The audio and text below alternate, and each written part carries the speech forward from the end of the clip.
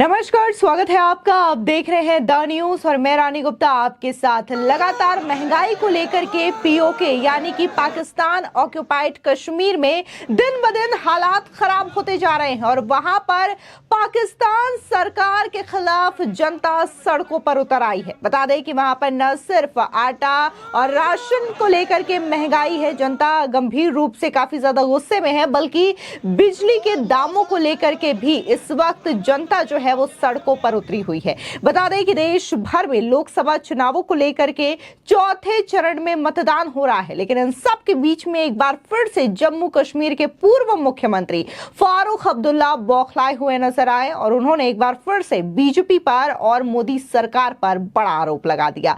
दरअसल आपको बता दें कि जिस तरीके से पाकिस्तान ऑक्युपाइड कश्मीर यानी कि पीओके की हालत दिन ब दिन खराब होती जा रही है, तो ऐसे में यह कहा जा रहा है कि क्या जिस तरीके से वहां पर दिवालियापन की स्थिति आ रही है तो जल्द ही पीओके भारत का हिस्सा हो जाएगा, क्योंकि पीओके के जो नागरिक है, वहां की जो आम जनता है, वो लगातार पाकिस्तान सरकार के खिलाफ, पाकिस्तान पुलिस के खिलाफ सड़कों पर उतरी है और अपना गुस्सा जाहिर कर रही है। अगर हम पाकिस्तान की बात करें तो पिछले कई महीनों से पाकिस्तान में आर्थिक स्थिति काफी ज्यादा खराब है और वहां पर आर्थिक मंदी काफी ज्यादा निचले स्तर पर गिर चुकी है। वहां पर आटा हो, राशन हो, चावल हो या फिर अगर हम बात बिजली के दामों की करें तो यहाँ पर तमाम चीजों में महंगाई देखने को मिल रही है, जिसकी वजह से वहां की जनता परेशान है और इसका सीधा असर पीओके में भी देखने को मिल रहा है, जिसकी वजह से जनता सड़कों पर उतर आई है। और यही वजह है कि कहा जा रहा है कि जल्द ही क्या पीओके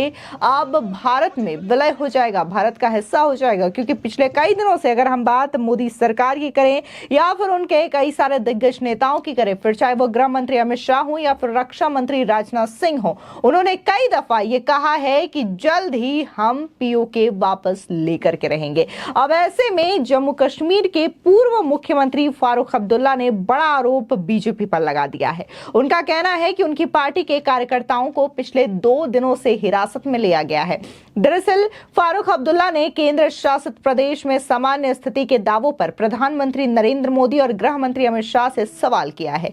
आपको बता दें कि श्रीनगर संसदीय क्षेत्र के लिए मतदान अभी जारी है। अनुच्छेद 370 हटने के बाद केंद्र शासित प्रदेश में यह पहला आम चुनाव है। आपको बता दें कि पार्टी उपाध्यक्ष उमर अब्दुल्ला के साथ अपना वोट डालने के बाद जम्मू कश्मीर नेशनल कॉन्फ्रेंस के अध्यक्ष ने संवाददाताओं से कहा कि यह दुखद है कि वे कहते हैं कि कोई हिंसा नहीं है और सब कुछ सुचारू है, लेकिन मैं कहना चाहता हूं कि हमारे पार्टी कार्यकर्ताओं को 2 दिन से बंद करके रखा गया है। एक तरफ वे कहते हैं कि चुनाव स्वतंत्र वातावरण में हो रहा है। उन्होंने कहा कि मैं केंद्रीय गृह मंत्री और पीएम मोदी से पूछना चाहता हूं कि हमारे कार्यकर्ताओं को क्यों बंद कर दिया गया है, क्या वे डरे हुए हैं कि वे हार जाएंगे? सुनिए फारूक अब्दुल्ला क्या कह रहे हैं।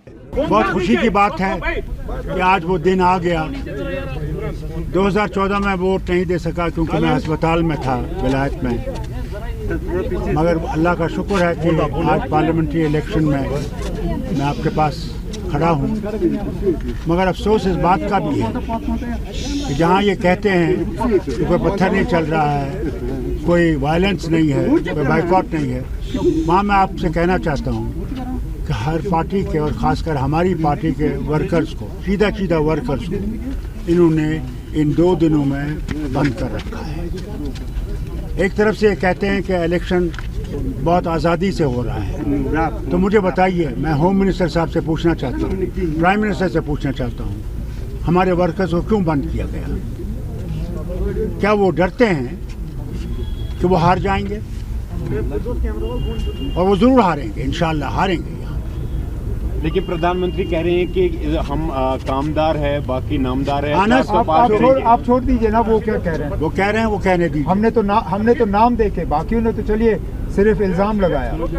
हमने तो आपको नाम दिए हैं इलेक्शन कमीशन को, हमने थाने की डिटेल्स दिए हैं जिन थानों में उनको बुलाया गया है, और हमने अपने रिप्रेजेंटेशन में ये भी कहा कि हम ये 8 नाम इसलिए दे रहे हैं ताकि आप ये ना कहो कि हम बिना सबूत के बात कर रहे हैं। ये एक एग्जॉस्टिव लिस्ट नहीं था, it was an indicative list. It was to show that जो हम कह रहे हैं हम ऐसे हवा में बात नहीं कर रहे हैं। अब इंतज़ामिया की तरफ से ये फिर जवाब आया कि ये जी ऐसे ही बेबुनियाद इल्ज़ाम लगा रहे हैं। लेकिन हमने तो नाम दे के आपको कहा, हमने थाने के डिटेल्स दिए, उस चीज़ का तो आप जवाब दे नहीं सके। हमने किसी एक पुलिस के अफसर के खिलाफ कोई इल्ज़ाम नहीं लगाया। हमने कहा कि ये इंतज़ामिया की तरफ से हो रहा है और लगातार बहुत सी कॉन्स्टिट्यूंसी से जो है ये रिपोर्टें आई। यहाँ तक कि मेरे जो पोलिंग एजेंट्स और बाकी थे वो इतने डरे हुए थे रात को कि उनको पता नहीं कहाँ बुला के बंद किया जाएगा। कई सारे तो या तो दोस्तों या रिश्तेदारों के घर में सोए, कुछ तो उनमें से ऐसे हैं जो अपनी गाड़ियों में सोए थे रात को, वो घर वापस नहीं गए।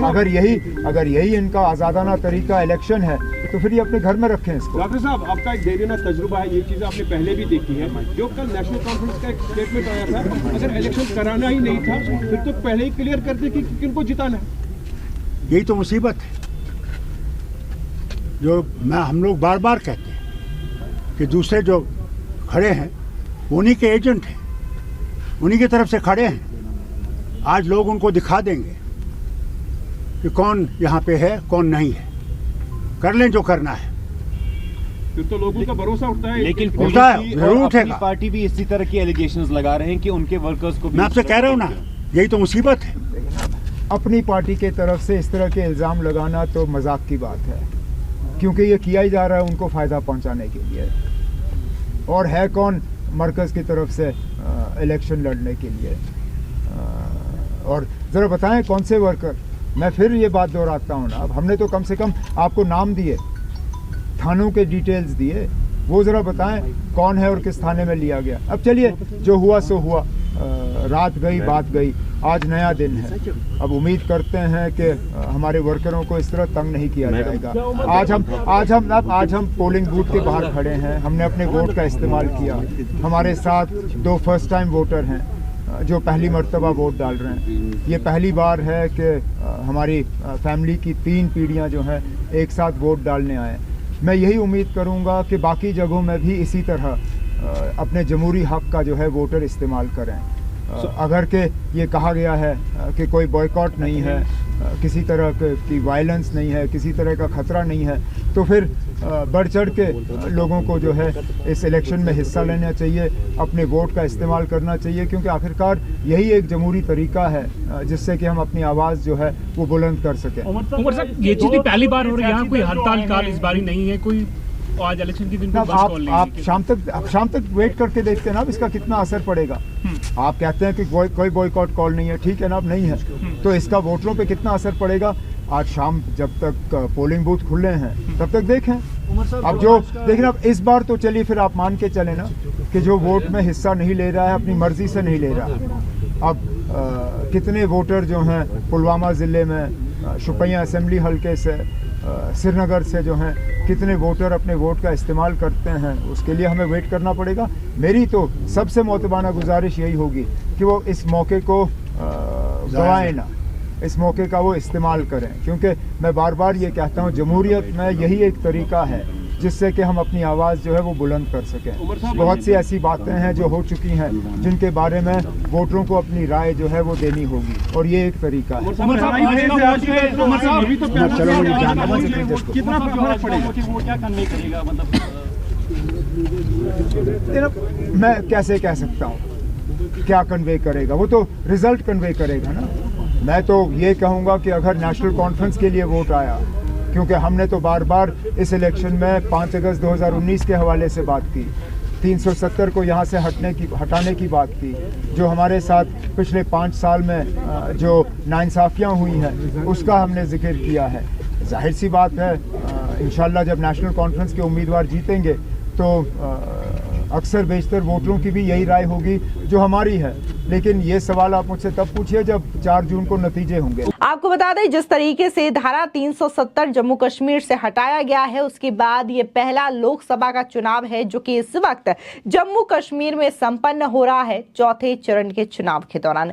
ऐसे में धारा 370 को लेकर के कहीं ना कहीं मोदी सरकार कई बार दावे करती आई, वादे करती आई, और साल 2019 में बीजेपी सरकार ने अपना ये वादा पूरा किया। हालांकि विपक्ष में अभी भी इस चीज को लेकर के बौखलाहट जारी है। और जिस तरीके से अगर हम कांग्रेस के घोषणा पत्र की बात करें तो उन्होंने अपने घोषणा पत्र में ये बात मेंशन की है आर्टिकल 370 को लेकर के। लेकिन वहीं दूसरी ओर अगर हम पीओके की बात करें तो पीओके में जिस तरीके से महंगाई बढ़ रही है वो लगातार बवाल का सिलसिला बना हुआ है। पाकिस्तान के कब्जे वाले कश्मीर में बिजली की ऊंची दरें और आटे की कीमत पर बवाल है। खाने की वस्तुओं की ऊंची कीमत के खिलाफ आंदोलन कर रहे प्रदर्शनकारियों और सुरक्षा बलों के बीच हिंसक झड़प भी देखने को मिली। प्रदर्शनकारियों द्वारा पथराव और बोतलें फेंके जाने के बाद पुलिस ने आंसू गैस के गोले छोड़े और हवाई फायरिंग कर स्थिति को नियंत्रण में लाने की कोशिश की। लेकिन इस झड़प में एक पुलिस अधिकारी की मौत हो गई और 100 से अधिक लोग घायल हो गए हैं। घायलों में अधिकतर पुलिसकर्मी ही शामिल है। बता दें कि पीओके में शनिवार को पुलिस और आंदोलनकारियों के बीच झड़पें हुई और पूरे इलाके में चक्का जाम और शटर डाउन हड़ताल की गई थी। रविवार को प्रदर्शनकारियों और सुरक्षा बलों के बीच हिंसक झड़पें हो गई। मीरपुर के वरिष्ठ पुलिस अधीक्षक एसएसपी कामरान अली का कहना है कि प्रदर्शन के दौरान सब इंस्पेक्टर अदनान कुरैशी की इस्लामगढ़ शहर में सीने में गोली लगी, इससे उनकी मौत हो गई। वो अन्य पुलिस कर्मियों के साथ जम्मू कश्मीर संयुक्त आवामी एक्शन कमेटी के बैनर तले कोटली और पूंछ जिले में मुजफ्फराबाद के रास्ते एक रैली को रोकने के लिए तैनात थे। जेएसी बिजली की बढ़ी कीमत, गेहूं के आटे पर सब्सिडी और अभिजात वर्ग के विशेषाधिकारों को समाप्त करने की मांग कर रहा है। प्रदर्शन के मद्देनजर रविवार को भीमबेर और बाग कस्बों सहित पीओके के विभिन्न हिस्सों में मोबाइल फोन और इंटरनेट सेवाएं निलंबित कर दी गई थी। और जिस तरीके से लगातार पीओके हो या फिर पाकिस्तान हो, महंगाई का सिलसिला लगातार बढ़ता जा रहा है। इसको लेकर के साफ तौर से आम जनता में आक्रोश देखने को मिल रहा है और शायद यही वजह है कि एक बार फिर से ये आवाज सुनाई दे रही है कि क्या पीओके जल्द ही भारत का हिस्सा होने जा रहा है, क्योंकि पाकिस्तान से तो पीओके की जनता वैसे भी परेशान हो चुकी है। फिलहाल इस पूरे मामले को लेकर के आपकी क्या राय है, हमारे कमेंट सेक्शन में जरूर बताएं। धन्यवाद।